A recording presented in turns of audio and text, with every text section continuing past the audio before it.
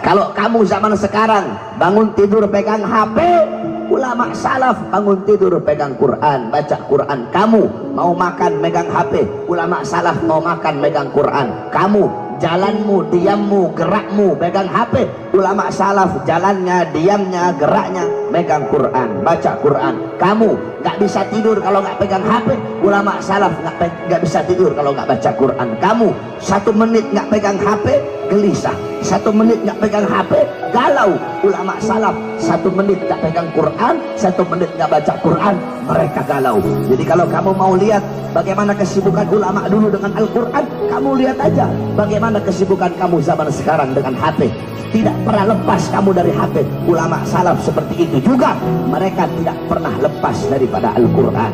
Bahkan anak-anak muda zaman sekarang, orang-orang dulu, santri-santri dulu, kalau ketemu ulama, kalau ketemu habaib, ketemu kiai, ya habib, ya kiai, ya ustad, arsyidna, ahdina, ustad, kiai, kasih saya petunjuk, kasih saya nasihat, kasih saya wasiat, kasih saya ilmu, minta nasihat, minta ilmu. Itu santri zaman dulu.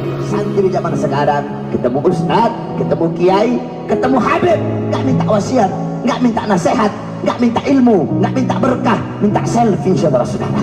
Itu murid-murid zaman sekarang, itu santri-santri zaman sekarang. Oleh karenanya, wahai para anak-anak muda, tanamkan di dalam hati kamu Al-Quran. Selalu jalanmu, diammu selalu dengan Al-Quran, berpedoman kepada Al-Quran, berakhlak dengan Al-Quran, beradab dengan Al-Quran, beramal dengan amal yang ada dalam Al-Quran. Jangan pernah engkau jauh daripada Al-Quran. Wahai para anak-anak muda, kita umat Islam, selama kita masih berpegang teguh kepada Al-Quran, maka selama itu kita tidak akan pernah bisa dikalahkan. Dulu pernah berkumpul seorang pendeta, ada pemimpin pendeta, mereka para misionaris, para pendeta-pendeta, mereka semua berkumpul. Tiba-tiba ada satu orang pendeta, dia angkat Al-Quran, kemudian dia berkata kepada pendeta-pendeta yang lain, wahai para pendeta-pendeta, wahai saudara-saudaraku, selama umat Islam masih berpegang teguh kepada ini kitab, yaitu Al-Quran, maka selama itu mereka tidak akan bisa dikalahkan. Tiba-tiba ada satu pendeta muda, dia ambil itu Quran, dia injak-injak itu Quran. Apa kata pendeta tadi? Yang tua seniornya bilang, salah, bukan seperti itu cara menghancurkan mereka. Cara menghancurkan mereka bukan dengan menginjak-injak Qurannya, bukan dengan menghina Qurannya. Menghina Qurannya, menginjak Qurannya, itu hanya akan menyatukan dan menggabungkan serta menguatkan mereka. Contoh kemarin ketika Al-Quran dihina oleh Ahok, umat Islam bersatu, saudara-saudara. Cara menghancurkan mereka bukan dengan menginjak-injak Qurannya. Cara menghancurkan mereka, keluarkan ini Quran dari dalam hati mereka. Ketika hati mereka kosong dari Al-Quran, maka ketika itu mereka akan gampang kita hancurkan.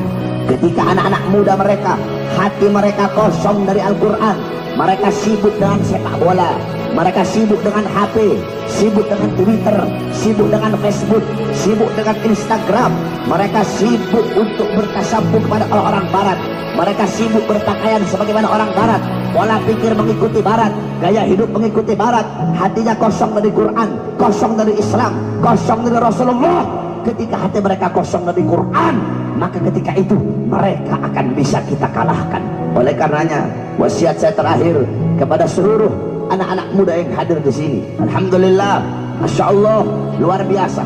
Anak-anak muda, para panitia-panitia, Asmi dan kawan-kawan, ya remaja-remaja yang ada di sini, mereka membuat acara besar seperti ini dengan penuh semangat, dengan penuh himmah. Begitu juga didukung oleh para orang tua. Insya Allah dengan adanya anak-anak muda seperti ini kampung bakal jadi kampung yang baik, ini bangsa bakal jadi bangsa yang baik, ini Indonesia bakal jadi Indonesia yang baik. Sebab kenapa? Syubbanul yawm rijalul ghad. Pemuda-pemuda masa kini adalah pemimpin-pemimpin di masa yang akan datang. Baik buruknya bangsa, bagus rusaknya bangsa, makmur sejahteranya bangsa ke depan tergantung dari anak-anak muda. Kalau anak-anak muda baik, taat, patuh, tunduk kepada Allah, mengerti ilmu agama, duduk majelis, cinta ulama, cinta Quran, cinta Nabi, cinta Rasul, besok bangsa kita baik, Indonesia kita baik, Indonesia makmur, Indonesia sejahtera, akan mendapat pemimpin yang baik, pemimpin yang makmur, pemimpin yang sejahtera, pemimpin yang adil, dan agama akan dipegang oleh orang-orang yang baik. Tapi kalau anak-anak mudanya rusak, anak-anak mudanya bejat, anak-anak mudanya melacur, anak-anak muda narkoba, anak-anak mudanya nongkrong, anak-anak muda jauh dari Allah, jauh dari Quran, jauh dari masjid, jauh dari agama, jauh dari akhlak, jauh dari adab, besok bangsa kita akan rusak, negara kita akan rusak, Indonesia akan rusak, Indonesia akan dipegang oleh orang-orang yang rusak. Oleh karena itu, wahai para pemuda-pemudi Islam, saya wasiatkan kepada kamu semua, jangan pernah engkau berhenti berjuang untuk agama, berjuang untuk negara. Selalu sampaikan kebenaran kepada para pejabat-pejabat yang zalim. Afdalul jihad kalimatu haqqin wa fi riwayah kalimatu adlin inda sultanin jair. Jihad yang paling bagus, jihad yang paling baik, jihad yang paling utama adalah menyampaikan kebenaran kepada para pemimpin-pemimpin yang zalim. Wahai para pemuda-pemudi Islam, di zaman sekarang rata-rata para pejabat bisa dibeli, betul? Presiden bisa dibeli, saudara-saudara, menteri bisa dibeli, partai-partai bisa dibeli, bahkan partai Islam bisa dibeli. Ada partai Islam lambangnya hijau tapi dalamnya merah, partai semangka, saudara-saudara. Banyak partai-partai yang bisa dibeli, banyak orang-orang yang mengkhianati bangsa, mengkhianati negara. Mereka jual ini bangsa kepada asing. Para pejabat-pejabat sekarang, mereka para pemimpin-pemimpin sekarang, mereka hidup enak, hidup sejahtera, mereka kenyang, mereka tidur nyenyak. Rakyat kelaparan, rakyat susah, rakyat menderita, rakyat pengangguran. Oleh karenanya, wahai para pemuda-pemudi Islam, jangan pernah berhenti untuk berjuang. Barangkali banyak pejabat-pejabat yang bisa dibeli bagi orang-orang yang ingin menghancurkan bangsa, bagi orang-orang yang ingin menghancurkan Indonesia. Para perangkat negara, para pejabat bisa mereka sogok, bisa mereka suap, bisa mereka beli. Mereka bisa mengkhianati bangsa, mengkhianati negara, dan mengkhianati Indonesia, serta mengkhianati agama.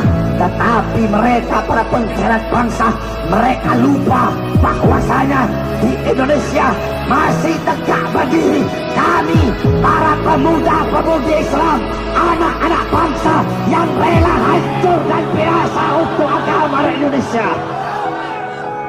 Kami tidak akan pernah bisa dibeli sampai hari kiamat. Yang hak akan kami sampaikan hak, yang batil akan kami sampaikan batil. Wahai para anak-anak muda, jangan pernah engkau takut.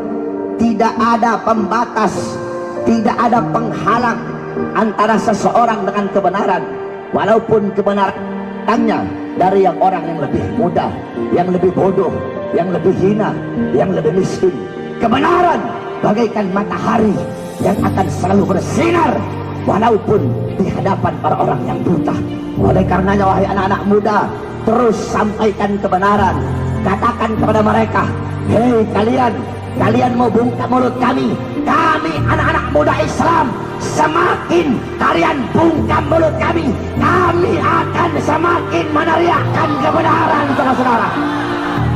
Hei para musuh-musuh agama, para pengkhianat bangsa, demi Allah, jikalau kalian maju satu langkah untuk melawan agama kami, untuk menjual bangsa kami, untuk menghancurkan rakyat, untuk menyengsarakan rakyat, kalian maju satu langkah, kami pemuda-pemudi Islam Indonesia maju 1000 langkah untuk melawan dan menghancurkan kalian. Saya tanya pemuda-pemudi yang ada di sini, siap bela Indonesia? Siap bela Indonesia? Siap hancur demi Indonesia? Siap binasa demi merah putih? Allahu Akbar! Allahu Akbar! Allahu Akbar!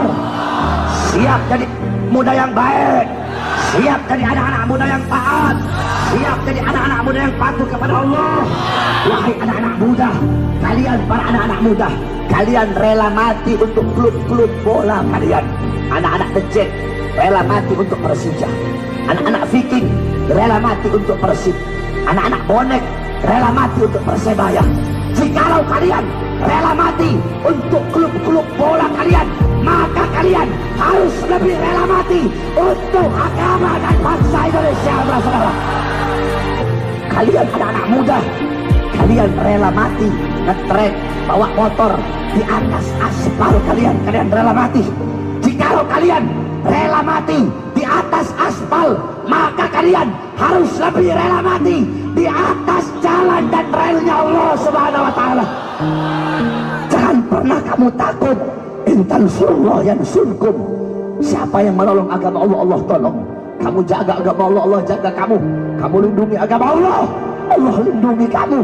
Walaupun mereka punya segala-galanya, mereka punya harta, mereka punya pangkat, mereka punya jabatan, mereka punya tahta, mereka punya kekuasaan, mereka punya senjata. Jangan kau takut. Kita tidak punya apa-apa. Kita tidak punya harta, tidak punya pangkat, tidak punya jabatan, tidak punya tahta, tidak punya kekuasaan, tidak punya partai. Tapi ingat, kita punya yang tidak mereka punya. Walaupun kita tidak punya apa-apa, kita punya